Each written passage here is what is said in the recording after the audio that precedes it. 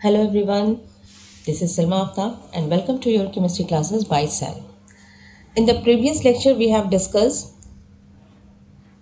the chemical bonding, introduction about the chemical bonding, their definition, and then why atom combine and form molecules. Okay, and the definition of the chemical bonding is the force of attraction which holds the atom, that is called as chemical bonding. Now today we will discuss the chemical combination कि why chemical combines. ठीक है, atoms combine atom combine to form a molecule by two means. ठीक है, अगर combination हो रहा है, अगर कहीं पे भी कोई भी केमिकल रिएक्शंस हमारी हो रही है, कोई भी केमिकल रिएक्शन हो रही है, तो केमिकल रिएक्शन में क्या होगा, स्पेशली दो इलेक्ट्रॉन्स ट्रांसफर होंगे. तो यहाँ पे उसी टर्म में हम लोगों का एक कॉम्बिनेशन होगा, that is called your chemical combination. ठीक है, और किसका कॉम्बिनेशन किसका होगा, transfer of valence electrons. Valence electron जो बाहर के शेल्स के इलेक्ट्रॉन्स है, that is your valence electron. और वैलेंस इलेक्ट्रॉन किस तरीके से, आइदर बाय गेनिंग और लूजिंग इलेक्ट्रॉन्स. ठीक है, आइदर बाय गेनिंग और लूजिंग इलेक्ट्रॉन्स, वो इस फॉर्म में अपने आप को वो ट्रांसफर करेंगे. क्लियर. और नेक्स्ट आइदर गेन होगी या लूजिंग होगा, लूज करेंगे इलेक्ट्रॉन, और नेक्स्ट होगा शेयरिंग करके इलेक्ट्रॉन्स वो कंबाइन करेंगे. ठीक है, तो ये इंपॉर्टेंट टर्म निकल के आया, losing electron that is a formation of a cation. अगर कोई इलेक्ट्रॉन लूज करा रहा है तो वो कटायन बनाएगा. ठीक है, वो कटायन बनाएगा. और कोई अगर इलेक्ट्रॉन गेन कर रहा है, then they will form an anion. Okay, और अगर शेयरिंग हो रही है तो ऑब्वियसली वो मॉलिक्यूल बना रहे हैं और वो लोग बनाएंगे कोवैलेंट बॉन्ड. ये हमेशा याद रखना कि कहीं पे भी शेयरिंग हो रही है वहाँ पे कोवैलेंट बॉन्ड बनेगा. Now let us discuss how many types of chemical bond. कितनी तरह की केमिकल बॉन्ड है हम लोगों के पास, कितनी तरह की केमिकल बॉन्डिंग है. फर्स्ट है हम लोगों का इलेक्ट्रोवैलेंट बॉन्ड. ठीक है, electrovalent bond. Second is our, ये हो गया इलेक्ट्रोवैलेंट बॉन्ड. सेकेंड हो गया कोवैलेंट बॉन्ड. ठीक है, ये कोवैलेंट बॉन्डिंग हो जाएगी. थर्ड है हम लोग का कोऑर्डिनेट बॉन्ड. ठीक है, अब हम लोग एक एक डिस्कशन करते हैं. आज जो इंपॉर्टेंट डिस्कशन है that is our ionic bond और इलेक्ट्रोवैलेंट बॉन्ड. आयनिक बॉन्ड और इलेक्ट्रोवैलेंट बॉन्ड हम लोग किसको कहते हैं, तो आयनिक और electrovalent bond where there is a complete transfer of electron. Complete transfer of electron. और कौन सा इलेक्ट्रॉन, कोई भी इलेक्ट्रॉन नहीं, specially the electron will be valence electron. ठीक है, कहीं पे भी किसी भी एटम से अगर इलेक्ट्रॉन का ट्रांसफर हो रहा है और वो भी कंप्लीट ट्रांसफर हो रहा है, ठीक है, बिटवीन द एटम्स, उसी को हम लोग कहते हैं आयनिक बॉन्ड और इलेक्ट्रोवैलेंट बॉन्ड. मतलब ये एक ही नेम है. ठीक है, आयनिक बॉन्ड और electrovalent bond both are same.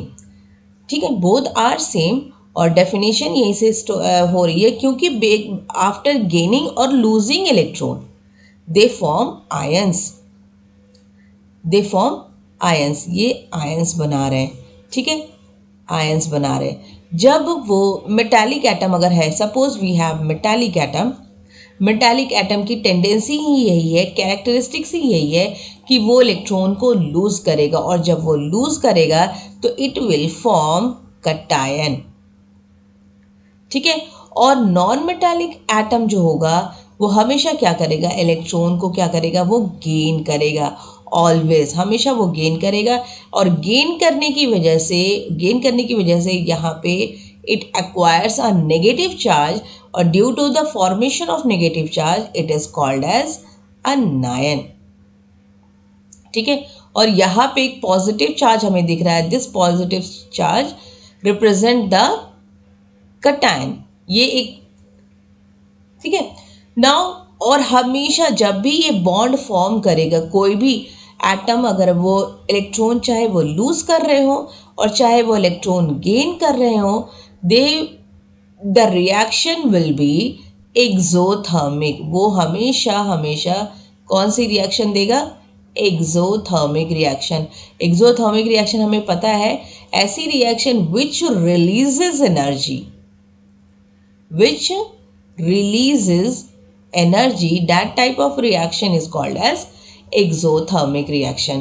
ठीक है, तो हमेशा ऐसी रिएक्शन जब कोई इलेक्ट्रॉन गेन करेगा या कोई इलेक्ट्रॉन लूज कर रहा है, तो in that case the reaction will always occur in exothermic condition. ठीक है, एक्सोथर्मिक रिएक्शन होगी। हो गया। अब यहाँ पे जब आयनिक बॉन्ड बन रहा है तो इनके वजह से क्या होगा, अभी हम लोग इसको डिटेल डिस्कशन करेंगे। एक तो ये कंडीशन होगी कि वो इलेक्ट्रॉन को लूज करेंगे और दूसरी कंडीशन होगी कि वो इलेक्ट्रॉन को गेन करेंगे जब भी इलेक्ट्रोवैलेंट बॉन्ड फॉर्मेशन की बात आएगी। ठीक है, इलेक्ट्रोवैलेंट बॉन्ड तभी बनेगा जब इलेक्ट्रॉन एक कोई गेन करेगा और दूसरा कोई इलेक्ट्रॉन लूज करेगा, तब हम लोग को बन जाएगा इलेक्ट्रोवैलेंट बॉन्ड। ठीक है, now come to the condition. कैसी कैसी कंडीशन आएगी? हाँ, कंडीशन बहुत इंपॉर्टेंट है। एक तो फर्स्ट कंडीशन है दैट इज योर उनकी आयोनाइजेशन एनर्जी बहुत ही कम होनी चाहिए। ठीक है, आयोनाइजेशन एनर्जी कैसी होनी चाहिए? उनकी बहुत कम होनी चाहिए। आयोनाइजेशन, तो आयोनाइजेशन एनर्जी किस कंडीशन में बात करेंगे? आयोनाइजेशन एनर्जी हम बात करेंगे किसकी आयोनाइजेशन? लो आयोनाइजेशन एनर्जी की अगर हम बात कर रहे हैं तो किसकी आयोनाइजेशन एनर्जी कम होनी चाहिए? क्योंकि इलेक्ट्रोवैलेंट बॉन्ड कभी भी जब भी बनेगा तो एक होगा मेरे पास कटायन और दूसरा होगा अनायन। इन्हीं दोनों लोग के कॉम्बिनेशन से हम लोगों को मिलेगा इलेक्ट्रोवैलेंट बॉन्ड। ये हमेशा याद रखना। ठीक है, इलेक्ट्रोवैलेंट बॉन्ड दोनों के कॉम्बिनेशन से ही बने मिलेगा हमें। तो अगर तो दोनों के कॉम्बिनेशन से अगर हमें मिल रहा है, it means low ionisation energy की हम बात करेंगे तो हम बात करेंगे, it means we are talking about the cation. Cation की आयनाइजेशन एनर्जी जितनी कम होगी उतनी ही आसानी से इलेक्ट्रोवैलेंट बॉन्ड वो बना देगा। ठीक है, अब अगर अनायन कैसा होना चाहिए इलेक्ट्रोवैलेंट बॉन्ड बनाने के लिए? मतलब कटायन का तो क्लियर हो गया, कटायन का होना चाहिए आयनाइजेशन एनर्जी लो, तभी वो इलेक्ट्रोवैलेंट बॉन्ड बनाएगा। और अनायन के केस में अगर हम बात करेंगे तो अनायन की इलेक्ट्रॉन एफिनिटी जो होनी चाहिए वो हाई होनी चाहिए। ठीक है, हाई होनी चाहिए। क्यों? क्योंकि अनायन की टेंडेंसी क्या है? अनायन वो जब वो गेन करेगा इलेक्ट्रॉन तभी तो वो अनायन बन रहा है, नेगेटिव चार्ज कैरी कराकर, है ना। तो जब वो गेन करेगा इलेक्ट्रॉन तो गेन करने की जो टेंडेंसी होनी चाहिए वो हाई रहेगी, इलेक्ट्रॉन की गेन करने की टेंडेंसी। तभी तो हाई किसकी? इलेक्ट्रॉन गेन करने की टेंडेंसी। ठीक है, इलेक्ट्रॉन गेन करने की जो टेंडेंसी होगी अगर वो हाई होगी तभी तो अनायन के केस में तभी तो वो इलेक्ट्रोवैलेंट बॉन्ड अच्छा बनाएगा। ठीक है, और कटायन के केस में अगर हम बात करेंगे तो कटायन के केस में क्या है? उसको करना है लूज, इलेक्ट्रॉन को करना है उसको लूज। तो लूज करने के लिए इजीली अगर वो इलेक्ट्रॉन लूज कराएगा, है ना, अगर इलेक्ट्रॉन वो लूज कर रहा है तो आसानी से इलेक्ट्रॉन जब लूज कर जाएगा तब हम उसको कहेंगे हम लोग इलेक्ट्रोवैलेंट बॉन्ड। ठीक है, नाउ तो ये दो चीज़ें समझ में आ गई कि कटायन के केस में अगर हम बात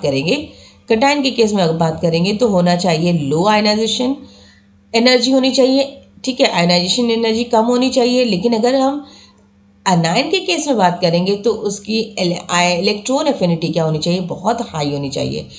ठीक है, third one is lattice energy. Lattice energy क्या होना चाहिए? Lattice energy must be high. जिस कंपाउंड की लैटिस एनर्जी हाई होगी वो इजीली इलेक्ट्रोवैलेंट बॉन्ड फॉर्म करेगा, बहुत इजीली इलेक्ट्रोवैलेंट बॉन्ड फॉर्म करेगा। क्यों? लैटिस एनर्जी वो अमाउंट ऑफ एनर्जी है, लैटिस एनर्जी जो है वो अमाउंट ऑफ एनर्जी है जब भी कैटायन और एनायन कंबाइन करते हैं तो हमेशा एक फिजिकल स्ट्रक्चर कौन सा बनाते हैं, फिजिकल स्ट्रक्चर के फॉर्म में वो क्रिस्टल बनाते हैं। ठीक है, ये हमेशा याद रखना है, क्रिस्टल बनाएंगे। क्रिस्टल में सॉलिड, और जब क्रिस्टल बनेगा तो क्रिस्टल के फॉर्मेशन में एक लैटिस का फॉर्मेशन होता है, लैटिस। ठीक है, तो इस लैटिस के बनने के लिए जो एनर्जी जो रिलीज होगी, release of energy during the formation of a crystal, that is called as lattice energy. Short में लिखा है LE, that is your lattice energy. ये देखो, जैसे कि एग्जांपल देखो, ये क्रिस्टल है हम लोगों के पास, देखो ये है हम लोगों का क्रिस्टल है। ठीक है, एक ये है क्रिस्टल, देखो यहाँ पे ये पॉइंट्स जितने भी कहलाएंगे ये हम लोग के लैटिस पॉइंट है। ये सब जो है लैटिस है। ठीक है, अगर हम Na और Cl का एग्जांपल ले, NaCl is our crystal. Sodium और क्लोराइड क्रिस्टल कुछ की अरेंजमेंट कुछ इसी तरीके से, ये जो येलो पोर्शन वो दिखा रहा है, दैट इज योर येलो, ये वाला पोर्शन जो येलो येलो है, this represent the sodium ion. ठीक है, सोडियम है ये हम लोगों का, और जो ग्रीन कलर के जो बॉल्स के फॉर्म में है, that is your chlorine ion, ये क्लोरीन आयन है। ठीक है, तो ये सब क्या है, क्रिस्टल है। ये पूरा मिलकर तब जाकर हमें मिलता है एक सोडियम क्लोराइड क्रिस्टल। ठीक है, तो अगर हम क्रिस्टल का हम देखेंगे, यहां तक समझ में आया लैटिस एनर्जी तक। ठीक है, तो ये जो एक एक पॉइंट है ना, इसको हम लोग कहेंगे लैटिस पॉइंट। ये पॉइंट आपस में एक दो पॉइंट जो अटैच हो रहा है, ये पॉइंट कहलाएगा लैटिस पॉइंट। ठीक है, ये पॉइंट लैटिस, ये पॉइंट लैटिस, ये पॉइंट लैटिस, इस तरीके से लैटिस पॉइंट मिलते मिलते क्या बन जाता है, पूरा का पूरा क्रिस्टल लैटिस। एक पूरी अरेंजमेंट 3 डायमेंशनल में, 3D में एक पूरा का पूरा अरेंजमेंट क्रिएट हो जाता है, उसको कहते हैं हम लोग क्रिस्टल लैटिस, और वो भी किसमें, 3D में। ठीक है, fourth one is our electronegativity. Electronegativity difference क्या होनी चाहिए, वो भी बहुत ज़्यादा हाई अगर होगा, then only they will form a electrovalent bond और कोवैलेंट बॉन्ड। ठीक है, ये एक क्वेश्चन है, why are ionic compounds are stable, why are ionic compounds are stable, you all have to do in your homework। ठीक है, ये homework में करना है कि क्यों होते हैं। ठीक है, come to the next topic. अब कैसे ये आयंस या कंपाउंड फॉर्म कर रहे हैं, इसको देख लेते हैं हम लोग। पहला एक एग्जांपल, सिंपल सा example which is in our syllabus also, that is formation of NaCl। NaCl कैसे बनता है, ठीक है, देखो यहाँ डायग्राम में बना हुआ है। सोडियम की एटॉमिक नंबर कितनी है, 11 है, पहले तो ये याद रखो। क्लोरीन की एटॉमिक नंबर कितनी है, डेट इज योर 17। अब इसी 11 और 17 ऑक्टेट और डुप्लेट लास्ट क्लास में हम लोगों ने डिस्कस किया था। सिर्फ हीलियम, हाइड्रोजन और हीलियम क्या करते हैं, डुप्लेट रूल फॉलो करते हैं। हाइड्रोजन एंड हीलियम क्या करते हैं, डुप्लेट रूल फॉलो करते हैं, और बाकी सब क्या, rest of them they follow generally octet rule. ठीक है, उनके आउटर मोस्ट शेल में 8 इलेक्ट्रॉन होने चाहिए, और इनके हाइड्रोजन और हीलियम के आउटर मोस्ट शेल में 2 इलेक्ट्रॉन होने चाहिए। इसी को कहते हैं ऑक्टेट एंड डुएट रूल या डुप्लेट रूल। ठीक है, अब NaCl की फॉर्मेशन देखें। Na का, क्योंकि Na जो है, Na का है हम लोगों का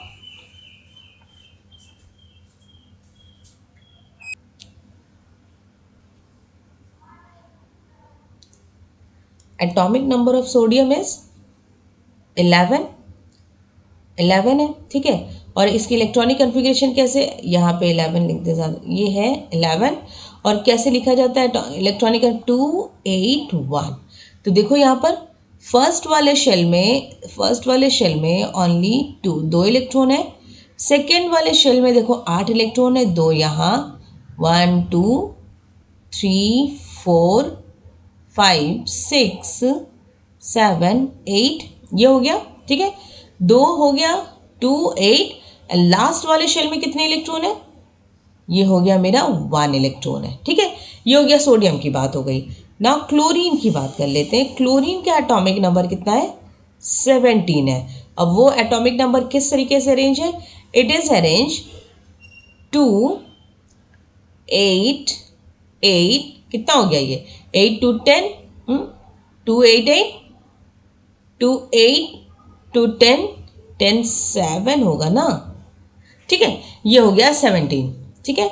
2 8 7, तो देखो क्लोरीन का भी ऐसे ही है अरेंजमेंट, 2 इलेक्ट्रॉन यहाँ पर फर्स्ट वाले शेल में, सेकेंड वाले शेल में 1 2 3 4 5 6 7 8 हो गया। एंड देन सेकेंड वाले शेल में, आफ्टर देन यहाँ पे लास्ट वाले शेल में देखो 1 और 2 3 4 5 6 और ये है लास्ट का इलेक्ट्रॉन 7, ठीक है। ये हो गया हम लोगों का अरेंजमेंट सोडियम एंड क्लोरीन के लिए। अब होगा क्या सोडियम और क्लोरीन में? बिकॉज सोडियम भी अपने आप को स्टेबल करना चाहेगा और क्लोरीन भी अपने आप को स्टेबल करना चाहेगा, दोनों को चाहिए। अब हमें पता है कि ये दोनों कौन सा रूल फॉलो कर रहे हैं? ऑक्टेट रूल फॉलो करेंगे, क्योंकि हाइड्रोजन और हीलियम ही सिर्फ डुएट रूल को फॉलो करते हैं, बाकी सब ऑक्टेट रूल फॉलो करेंगे। तो ऑक्टेट रूल मतलब कि वो 8 इलेक्ट्रॉन होना चाहेंगे। तो अब सोडियम के केस में है 2 8 1, तो ये 8 कैसे होगा और क्लोरीन कैसे 8 होगा? यहाँ पे 8 होने का प्रोसेस ये है कि या तो ये 7 इलेक्ट्रॉन गेन करे तब ये वाले शेल में 8 हो जाए। सोडियम के केस में तो यही होगा ना, या तो 7 इलेक्ट्रॉन गेन करे तो ये 8 हो जाए, या तो दूसरी पॉसिबिलिटी ये है कि वो जो एक इलेक्ट्रॉन है उसको क्या करा दे, लूज करा दे, तो ये सेकेंड वाले शेल में इसके पास 8 हो जाएंगे, तो ऑक्टेट फॉलो कर जाएगा। और अगर ये ऑक्टेट हो जाएगा तो ये जो 7 जो है वो एक इलेक्ट्रॉन गेन करने पे क्या बन जाएगा? वो भी बन जाएगा मेरा 8। तो यहाँ पे क्या हो जाएगा? तो Na जो है, Na में क्या हो जाएगा इलेक्ट्रॉनिक कन्फिग्रेशन? सेकेंड केस में 2 8 हो जाएगा। अगर वो एक इलेक्ट्रॉन डोनेट कर रहा है, it is donating one of the electron. और क्लोरीन के केस में क्या हो जा रहा है? क्लोरीन के केस में ये 1 इलेक्ट्रॉन, ये 7 इलेक्ट्रॉन था, यहाँ से सोडियम से एक इलेक्ट्रॉन गेन करने की वजह से क्या हो जाएगा? 2 8 8, ये भी 8 हो गया, ये भी 8 हो गया। And now they both become Na जो Na एक इलेक्ट्रॉन लूज कराने की वजह से क्या होगा? कौन सा चार्ज लग जाएगा? पॉजिटिव। और क्लोरीन एक इलेक्ट्रॉन गेन करने की वजह से क्या हो जाएगा? Cl minus. अब इन दोनों में क्या हो जा रहा है? एक इलेक्ट्रोस्टैटिक पॉजिटिव और नेगेटिव की वजह से, दो डिफरेंट चार्जेस होने की वजह से क्या हो रहा है? 2 डिफरेंट चार्जेस होने की वजह से ये इन लोगों के बीच में electrostatic force of attraction generate हो रहा है। 2 डिफरेंट चार्जेस के वजह से ही क्या जनरेट हो रहा है? Electrostatic force of attraction. ये वर्ड याद रख लो, इलेक्ट्रोस्टैटिक फोर्स ऑफ अट्रैक्शन, जिसकी वजह से इलेक्ट्रोस्टैटिक फोर्स ऑफ अट्रैक्शन की वजह से Na plus and Cl minus come closer to each other and form a bond-like structure that is called as ionic bond or covalent bond, ionic bond और electrovalent bond। ठीक है, ये है overall इसकी mechanism, इसका फंडामेंटल स्ट्रक्चर, कि basic structure ये किस तरीके से बना रहा है हम लोग यहाँ पर देख चुके हैं कि Na और Cl माइनस किस तरीके से बना रहा है। ठीक है, now come to the next point, that is the properties of the ionic compound। इसकी प्रॉपर्टीज क्या क्या है? अगर आयनिक कंपाउंड बना रहा है तो क्या क्या होगा? फर्स्ट तो ये हमेशा याद रखो कि दे will form a crystal like structure, यानी कि ये सॉलिड फॉर्म में हमेशा होंगे, सॉलिड, और उसको कहेंगे क्रिस्टल। जैसे कि अभी एग्जांपल लिया था हम लोगों ने, किसका? NaCl का एग्जांपल लिया था। ठीक है, अब क्योंकि सॉलिड होने की वजह से इनकी मेल्टिंग पॉइंट क्या हो जाएगी? Their melting point will be high and boiling point will also become very high. NaCl को मेल्ट कराना इतना आसान नहीं है। ठीक है, बहुत अमाउंट ऑफ टेम्परेचर चाहिए होगा to melt the sodium chloride. Third है इनकी हायर एंथैल्पी है, वही चीज़ है, एंड मेल्टिंग पॉइंट इनकी हाई है तो हायर एंथैल्पी है, enthalpy of fusion and vaporisation than molecular compound. क्योंकि क्रिस्टल है, दो पॉजिटिव और नेगेटिव चार्जेस इसमें शो कर रहे हैं, इस वजह से इनकी एंथैल्पी क्या हो जाती है, बहुत ज़्यादा हाई हो जाती है। अब due to the formation of solid like structure they are hard and brittle. Hard भी होता है, ब्रिटल भी होता है, ये इंपॉर्टेंट चीज़ है। ब्रिटल मतलब कि अगर हम किसी चीज़ को अगर हम किसी चीज़ से तोड़ते हैं तो वो बिल्कुल टूट है तो हार्ड, लेकिन टूट टूट कर वो पाउडर के फॉर्म में बन जाएगा, ऐसी चीज़ों को हम लोग कहते हैं ब्रिटल। ठीक है, ब्रिटल पाउडर चूरा बन जाएगा जिसका मतलब चूर चूर जो हो जाएगा उसको हम लोग कहेंगे ब्रिटल। ठीक है, they conduct electricity when they, actually normally क्या होता है, ये लोग बहुत अच्छे इंसुलेटर होते हैं। NaCl में अगर इलेक्ट्रिसिटी पास कराएंगे नॉर्मली तो कभी भी इलेक्ट्रिसिटी पास नहीं होगा। नॉर्मल NaCl Na+Cl- जब इलेक्ट्रोवैलेंट बॉन्ड के फॉर्म में होंगे तो वो it will act as a good insulator. But as we dissolve in the water, अगर पानी में जैसे ही हम इसको डिजॉल्व कर देते हैं, now it will become a very good conductor of electricity, बहुत ही अच्छा कंडक्टर बन जाएगा due to the formation of ions. ठीक है, आयंस बदल जाएंगे। They are less volatile, easily इनको हम वेपोराइज नहीं करा सकते हैं, that's why it is less volatile. Easily soluble in water, देखा है ना, जैसे ही NaCl को पानी में डालो वो कहाँ गायब हो जाता है पता ही नहीं चलता है। ठीक है, वो डिजॉल्व हो जाता है बहुत ही इजीली। ठीक है, they dissociate into their ions, Na+Cl- में वो टूट जाते हैं जैसे ही पानी में डालो तो। ठीक है, दे show rapid chemical reaction in aqueous solution, ये इंपॉर्टेंट पॉइंट है कि नॉर्मली सॉलिड में कोई रिएक्शन नहीं शो करते हैं। सॉलिड जब जब भी ये सॉलिड के फॉर्म में है, ठीक है, सॉलिड के फॉर्म में they don't show any reaction. ठीक है, कोई भी रिएक्शन नहीं शो करता है, लेकिन जैसे ही ये लिक्विड स्टेट में आते हैं, लिक्विड स्टेट में बहुत तेजी से रैपिड एक्शन शो करते हैं। ठीक है, बहुत तेजी से ये लोग क्या करते हैं, रैपिड एक्शन शो करेंगे। कब, जब ये लिक्विड स्टेट में होते हैं। ठीक है, सो इतना अच्छे से नोट करो। आई होप कि सारे स्टूडेंट को अच्छे से समझ में आ गया होगा प्रॉपर्टीज ऑफ आयनिक कंपाउंड और इलेक्ट्रोवैलेंट बॉन्ड, सारी चीज़ें। ठीक है, क्या कंडीशन होनी चाहिए, और नोट्स को अच्छे से साथ साथ कंप्लीट करो। हम लोग नेक्स्ट क्लास में मिलेंगे। Till then take care, stay safe and good bye.